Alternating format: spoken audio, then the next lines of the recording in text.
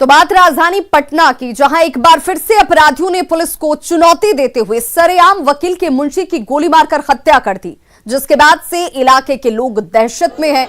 बताया जा रहा है कि वकील के मुंशी दानापुर कोर्ट जा रहे थे और तभी नौबतपुर के नगवा मोड़ के पास अपराधियों ने घेर कर गोली मारकर उनकी हत्या कर दी। गोली मारने के बाद अपराधी बाइक से हथियार लहराते हुए फरार हो गए। मृतक मुंशी की पहचान नौबतपुर के नारायणपुर निवासी बालेश्वर पाठक के रूप में की गई है। इस हत्या के बाद इलाके में सनसनी फैल गई। मर्डर की वारदात की खबर मिलते ही मौके पर पुलिस पहुंची। अपराधियों की धरपकड़ में फिलहाल पुलिस जुटी जरूर है, लेकिन अपराधी गिरफ्त से बाहर हैं।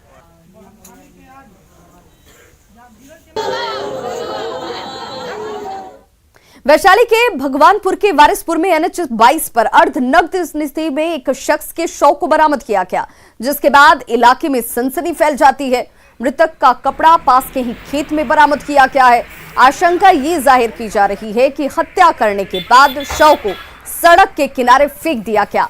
मौके से आधार कार्ड बरामद किया गया है, जिससे मृतक की पहचान बेगूसराय के रहने वाले यदुनंदन राम के रूप में की गई है। इस शख्स का नाम यदुनंदन राम बताया जा रहा है। हालांकि अब तक हत्या के पीछे कारणों का खुलासा नहीं हुआ है। हम देखे थे कहाँ पे? अथी के सामने कथी कहते हैं, हमारे मंडी के ठीक सामने सुबह में जब हम 8 बजे आए यहाँ पर, तो हम देखे यहाँ पर बीच में पड़ा हुआ था। हाँ। छोटे बाबू थे। हाँ। तो ये कपड़ा उपड़ा कहाँ पर मिला इसका? कपड़ा तो नीचे भीगा हुआ है। कपड़ा नीचे रोड पर पड़ा हुआ है। हाँ। हम लोग आए देखे कि गाड़ी उड़ी चढ़कर निकला हुआ था। जैसे ऐसे लगता है कि ट्रक से या बस से दुर्घटना हुई है। एक आधार कार्ड मिला है, उसका सत्यापन किया जाएगा। इधर औरंगाबाद में भी एक अधेड़ की गोली मारकर हत्या कर दी गई। घटना दाऊदनगर थाना क्षेत्र के नोनार गांव की है। मृतक सुदामा शर्मा के परिजनों ने बताया कि गोली की आवाज सुनकर जब सभी बाहर निकले तो देखा कि गोली सिर में लगी हुई है। मौके पर ही शख्स की मौत हो चुकी थी। हालांकि हत्या किसने की और किस वजह से की, इस बात का खुलासा अभी तक नहीं हो पाया है। दाऊदनगर पुलिस फिलहाल मामले की तहकीकात में जुटी है। गोली का आवाज़ सुना, साउंड आया, तो जब उठ के देखे तो उनको गोली लगा हुआ है। और उसके बाद हम लोग देखे, कहीं खोजे, बाहरी सब जगह देखे तो कहीं पर कोई मतलब दिखाई नहीं दिया। और किसी पर शक भी है तो हम उसका भी नाम ओपन नहीं कर सकते हैं। और अब बात बिहार विधानमंडल के बजट सत्र की, जो 19 फरवरी से लेकर 24 मार्च तक चलने वाला है। अब जेडीयू ने छोटे सत्र पर सवाल उठा रहे तेजस्वी यादव पर निशाना साधा है।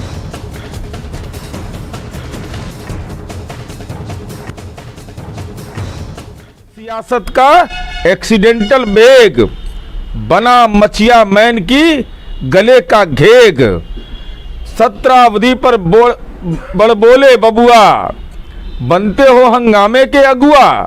सपना होता कैसे पूरा जब मन मस्तिष्क में भरा हो कूड़ा।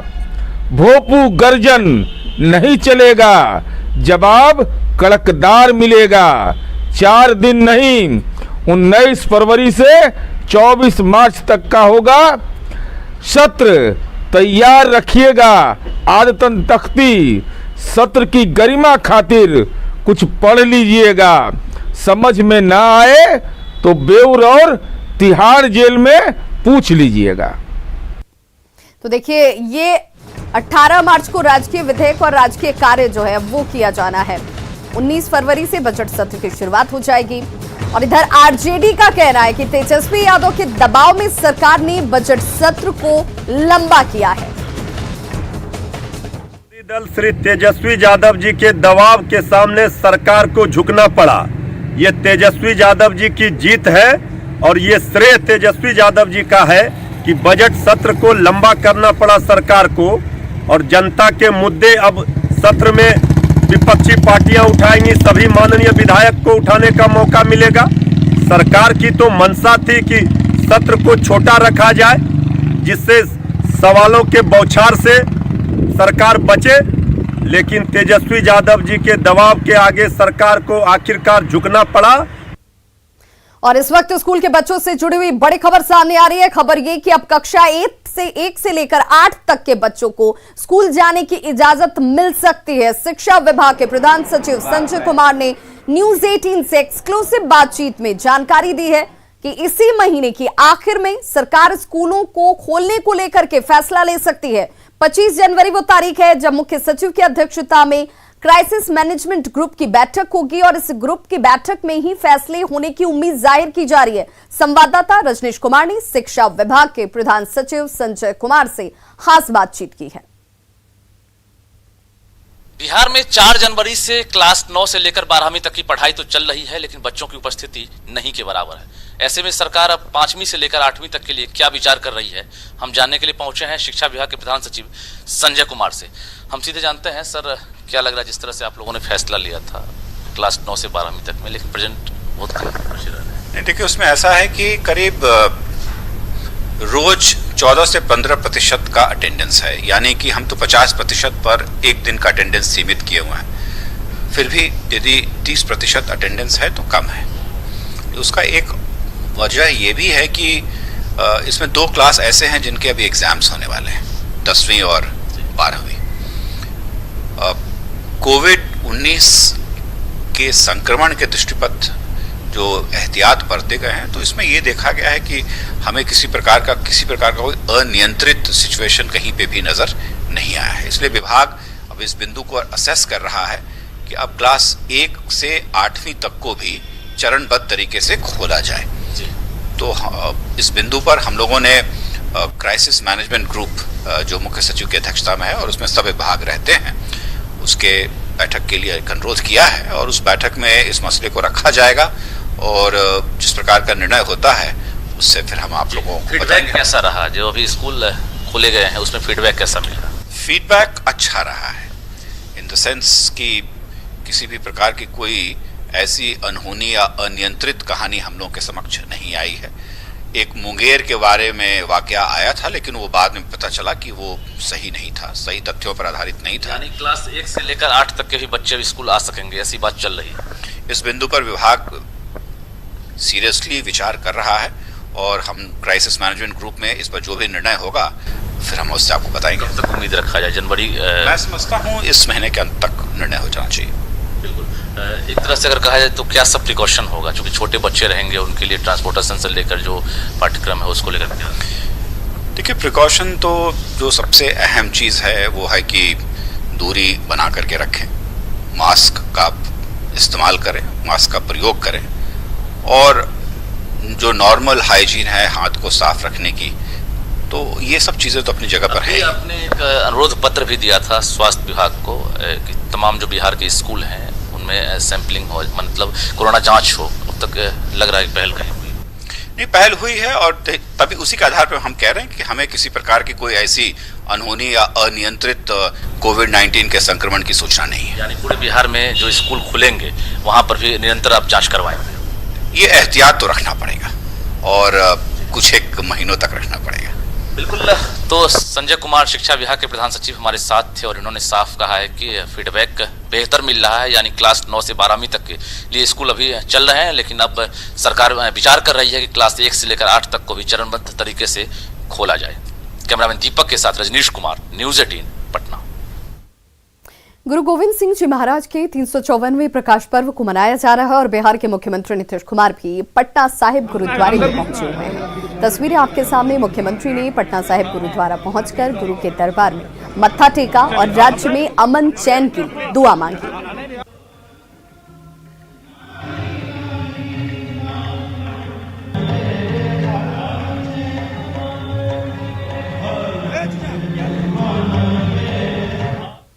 तो 354वें प्रकाश पर्व में शामिल होने के लिए देश और दुनिया से तमाम श्रद्धालु पटना पहुंच रहे हैं। गुरुद्वारा साहिब में मत्था टेकने के बाद ये श्रद्धालु भाव विह्वल हो रहे हैं। खास बात ये कि इस बार लोग बिहार सरकार की तैयारियों की जमकर तारीफ कर रहे हैं। बहुत अच्छा लग रहा है, बहुत पहली बार आए हैं, बहुत अच्छा लग रहा है। प्रेरणा। कैसा लग रहा है? बहुत सुंदर लग रहा है, बहुत अच्छा लग रहा है। आज प्रकाश पर्व है ना? हाँ तो दर्शन हो गया? हाँ, बहुत अच्छे से हो गया। वाह, बहुत अच्छे से हो गया। कहाँ से आए? यही गुरदासपुर से। कैसा लग रहा है आज गुरु के दरबार में आकर? गुरु के दरबार में अच्छा लग रहा है, बहुत अच्छा लग रहा है। और आप अकेले हैं कि आपके परिवार के लोग भी हैं? हाँ जी, आपके परिवार के लोग भी आए कि आप अकेले हैं? हम साथी हैं, 10-12 साथी गाँव के, अलग अलग गाँव के मुखिया आए हैं। तो पहले कभी आए यहाँ पे? नहीं, यहाँ पहली बार आए हैं। पहली बार। कैसा लग रहा है पहली बार आके? बहुत अच्छा लग रहा है जी, बहुत अच्छा लग रहा है। हाँ जी, गुरु दरबार में मत्था टेका तो कैसा अनुभव हुआ? बहुत अच्छा फील हुआ जी। पहला सारी संगत ਨੂੰ गुरु गोबिंद सिंह जी जन्मदिन ਦੀਆਂ ਲੱਖ ਲੱਖ ਮੁਬਾਰਕਾਂ जी। मैं तो यही कहता हूँ कि जो भी संगत है हर किसी को यहाँ आना चाहिए। अपने ही मतलब जो गुरु की हमारी ही धरती है, ये यहाँ पे गुरु जी ने जन्म लिया, बहुत ही अच्छा स्थान है। और हमें यहाँ की संगत देखिए कितने अच्छे प्रेम भाव से यहाँ पे एक दूसरे से विचार रखती है, कितना अच्छा लगता है हर किसी को। और कोई तरह की दिक्कत? हाँ जी, नहीं जी, किसी तरीके की दिक्कत नहीं, बहुत अच्छी फैसिलिटीज है, हर एक चीज बहुत बढ़िया तरीके से मनाया जा रहा है गुरुपर्व हमारा। वैसे तो पटना साहिब गुरुद्वारे में 24 घंटे लंगर चलता रहता है, लेकिन गुरु गोविंद सिंह के 354वें प्रकाश पर्व पर लंगर का उत्साह कुछ ज्यादा ही नजर आ रहा है। और पटना साहिब में देश दुनिया से पहुंचे श्रद्धालुओं से बातचीत की संवाददाता आनंद अमृतराज ने। तस्वीर दिखाते हैं लंगर की, जहाँ पे आम हो या खास हर लोगों के लिए भोजन बनता है। जिस धर्म के भी लोग अगर यहाँ पर पहुँचते हैं तो उन्हें लंगर का भोजन मिलता है। इस वक्त आप तस्वीर देखिए कि लगातार फल और सब्जी काटा जा रहा है और इस फल और सब्जी से को बनाकर जो भी यहाँ पर भक्त पहुँचते हैं उनको खिलाया जाता है। तो तस्वीर देखिए, कई सारे लोग हैं जो लगातार काम कर रहे हैं और 24 घंटे लंगर चलते रहता है। कहाँ से आए आप? सुल्तानपुर लोधी तो पंजाब से। अच्छा, लंगर में काम कर रहे हैं? हाँ जी, सेवा करते हैं। सेवा कर रहे हैं जी। सुल्तानपुर लोधी पंजाब से। तो अभी लंगर में सेवा कर रही हैं? हाँ जी। कैसा लगता है यहाँ पे आई तो आप स्पेशली इसके लिए आई? हाँ जी, अच्छा लगता है बहुत सेवा करके। सेवा करना अच्छा लगता है। तो देखिए, लोग पंजाब से हो, लोकल हो, तमाम लोग इस लंगर में सेवा दे रहे हैं और इस सेवा का अपना खास महत्व। हर किसी की इच्छा होती है कि वो लंगर में आए, गुरु का दर्शन करे और उसके बाद लंगर में सेवा करे। और उसके बाद अब रोटी पकते हुए देखिए, मशीन से रोटी पक रहा है, मशीन से रोटी निकल रहा है। उस रोटी को निकाल के फिर उसमें घी वगैरह लगाकर ये श्रद्धालुओं को मिलेगा। तो ये तस्वीर हम आपको पटना साहिब गुरुद्वारे की दिखा रहे हैं, जहाँ पे लगातार लंगर चल रहा है और लंगर बनाया जा रहा है। और इस वक्त हम आपको तस्वीर दिखा रहे हैं, एक और तस्वीर दिखा रहे हैं, जहाँ पे बड़ी संख्या में जो श्रद्धालु हैं, जो देश भर से लोग यहाँ पर पहुंचते हैं, वो इस लंगर में अपनी सेवा दे रहे हैं। सतनाम वाहेगुरु, सतनाम वाहेगुरु,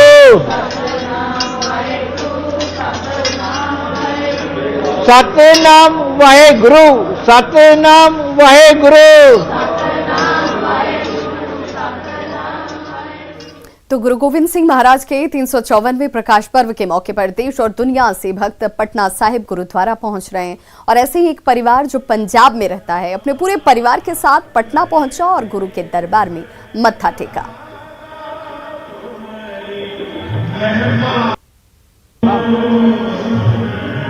श्री गुरु गोविंद सिंह महाराज जी के 354वें प्रकाश पर्व पे शामिल होने के लिए हर कोई देश और दुनिया भर से खींचा चला आता है। देखिए, पूरा परिवार हमारे साथ मौजूद है, छोटी सी बच्ची, हस्बैंड वाइफ, बच्चे, तमाम परिवार के सदस्य। और जाहिर सी बात है, मौका भी बेहद खास है।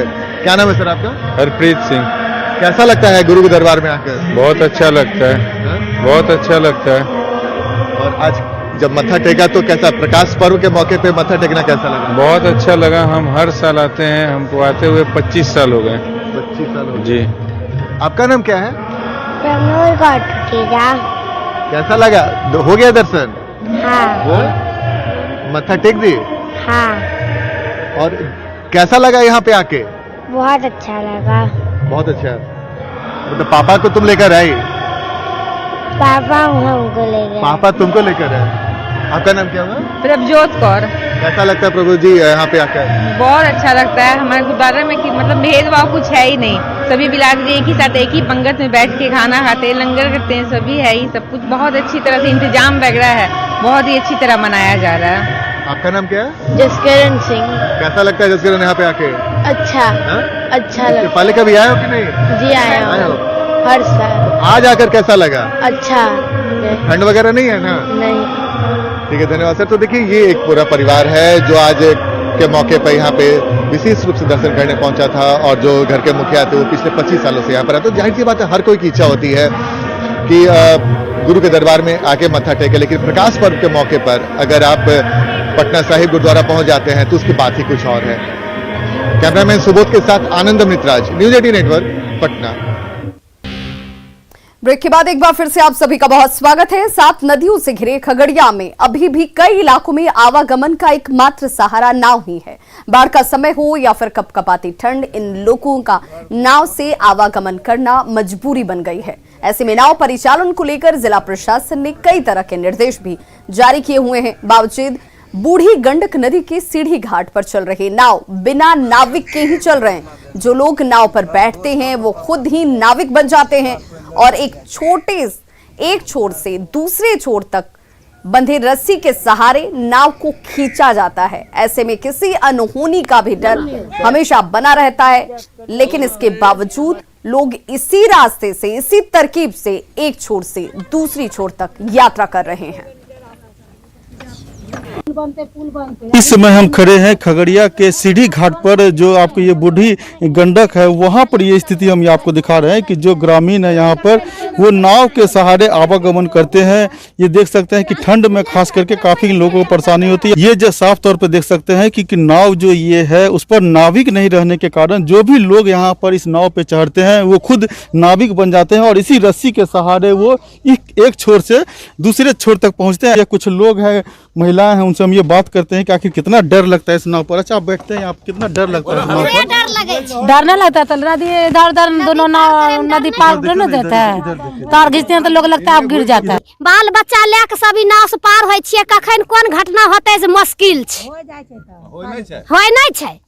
कोई पुल तुल के मांग करे छै त मांग 10 साल से हल्ले करे छै, लेकिन योजना दे कहां रहल छै। डर त लागे छै, पूरा डर लगे छै। अखन ये है जे बच्चा रहे, अखन ये है बस स्लिप के गेले तखन पकड़ लिए धैद के। हैं पुल का जरूरी छै, एकदम पूरे आवश्यकता छै। हाँ, तो डर नहीं लगता है। बाढ़ में कल्पना कीजिए कि बाढ़ में ये सब डूबा रहता है, पूरा बेल्ट सिर्फ रोड NH अथी रहता है, तो NH से या गांव से नाव चलता है। उस समय डर तो लगता है नाव पर। हम लोगों को नाव के अलावा कोई विकल्प नहीं है।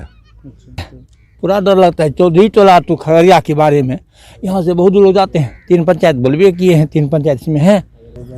ये जो यहाँ के जो स्थानीय लोग हैं उनका आवागमन का एकमात्र साधन नाव ही बचा हुआ है।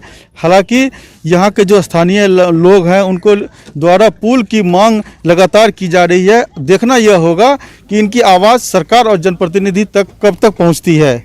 दिग्विजय कुमार, न्यूज 18 खगड़िया। और अब बात मुंगेर की, जहां लापता मजदूर की तलाश के लिए परिजन एसपी से गुहार लगा रहे हैं। जिले के खराट गांव निवासी प्रकाश सादा का बीते 1 सप्ताह से कोई सुराग नहीं है। अब तक उनका कोई सुराग नहीं मिलने से परिजन परेशान है, दहशत में है और कोई अनहोनी की आशंका उन्हें सताने लगी है। लापता मजदूर की पत्नी ने एसपी से पति की सकुशल बरामदगी के लिए गुहार लगाई है। को आशंका है कि किसी प्रकार का कोई अनहोनी तो ना हो गया है, इसीलिए सारे लोग चिंतित हैं और पुलिस प्रशासन थाना से ये मांग पूरे गांव के लोग, पूरे समाज के लोग कर रहे हैं कि किसी प्रकार